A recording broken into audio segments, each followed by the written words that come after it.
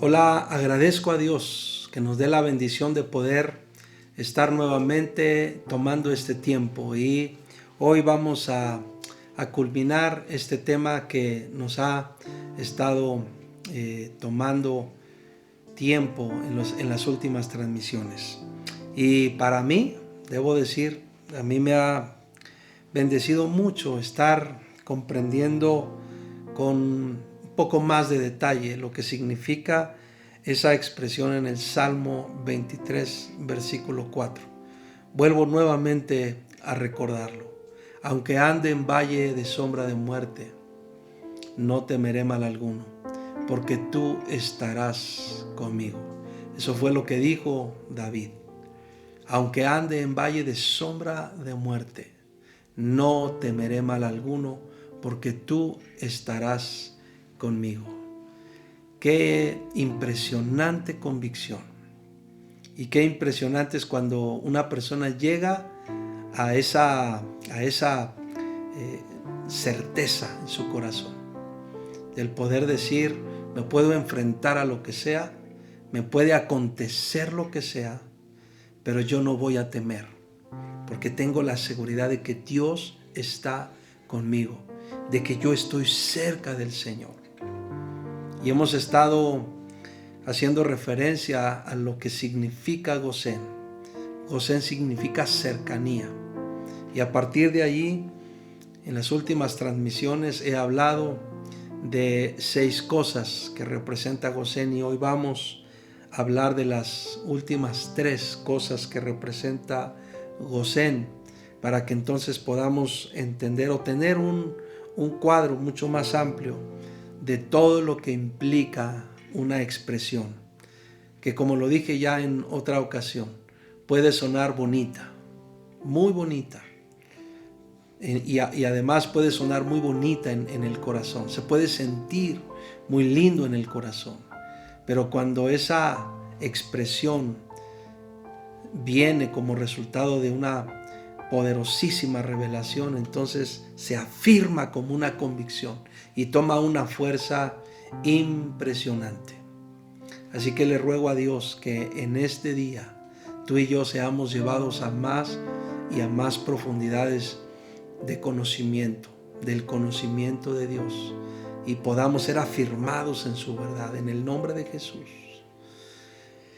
En ese orden y en esa secuencia que he venido compartiendo, voy a hablar entonces de número 7, lo que representa Gosén número 7. Gosén representa la anulación de toda acechanza en tu contra, porque hay acechanzas en contra nuestra, hay acechanzas en contra tuya, en contra mía. Dice Éxodo capítulo 8 versículo 22, y aquel día yo apartaré la tierra de Gosén, en la cual habita mi pueblo, para que ninguna clase de moscas haya en ella, a fin de que sepas que yo soy Jehová en medio de la tierra.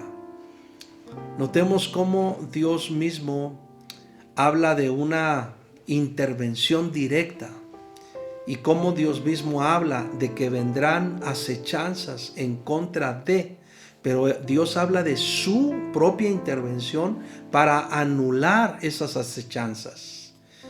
Cuando Dios nos establece en su lugar y nos da ese lugar y nos posiciona en ese lugar y nos da honra en ese lugar, entonces también Dios se involucra directamente y activamente para anular esas acechanzas en nuestra contra, para quitar esos obstáculos, para quitar esos distractores que muchas veces quieren venir a nuestra vida para distraernos, para estorbarnos.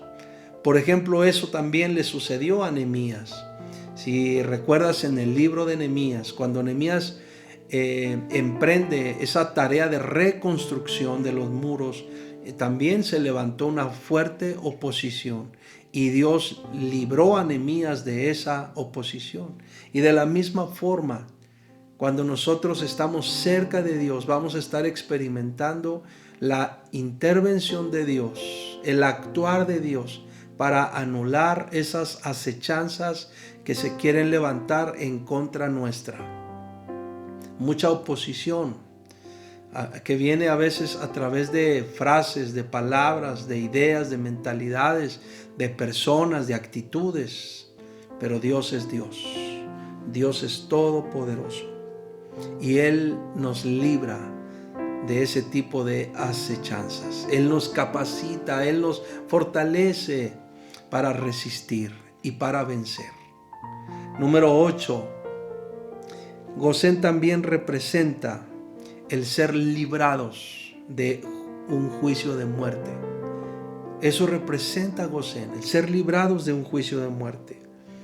En el Éxodo capítulo 9, versículo 26 leemos: solamente en la tierra de Gosén, donde estaban los hijos de Israel, no hubo granizo. Es impresionante eso, porque si leemos el contexto, granizo cayó sobre toda la tierra, sobre esa tierra, sobre toda esa región, pero específicamente en la tierra de Gosén, en la tierra donde Dios había establecido a sus hijos, dice la Escritura, allí no hubo granizo.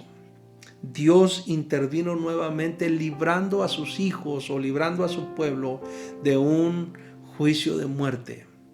Aquello que venía directamente como un agente destructor, Dios libró a su pueblo de ello.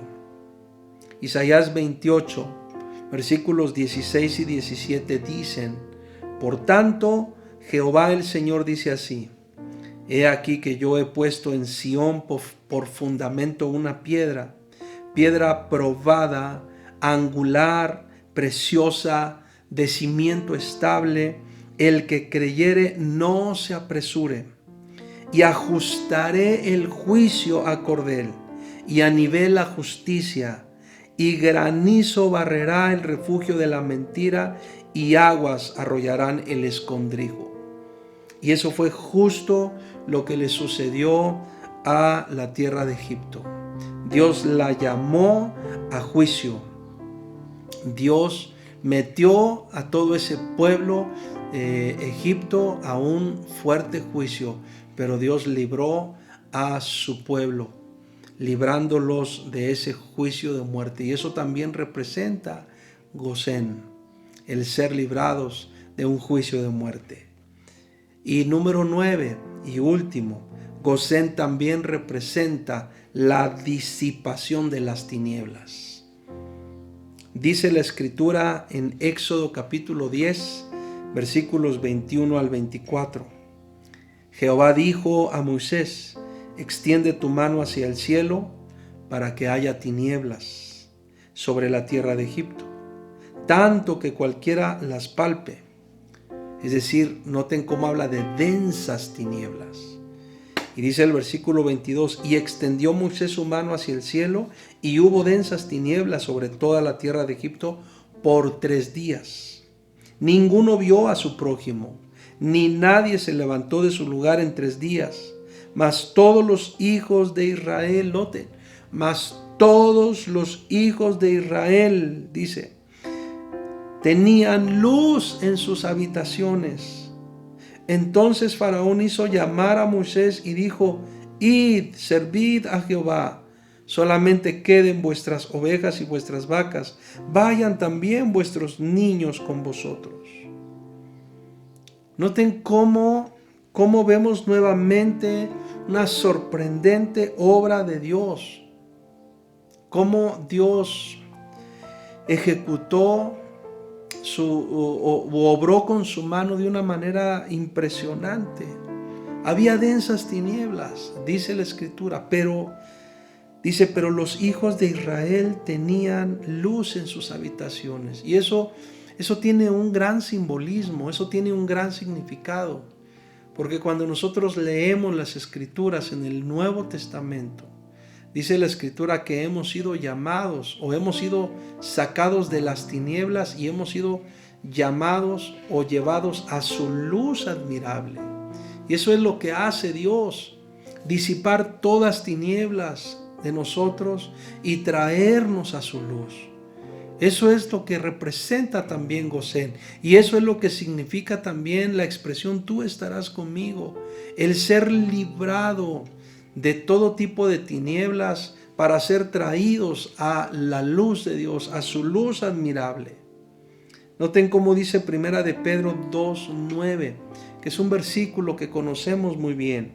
Dice, mas vosotros sois linaje escogido, real sacerdocio, nación santa, pueblo adquirido por Dios, para que anunciéis las virtudes de aquel que os llamó de las tinieblas a su luz admirable.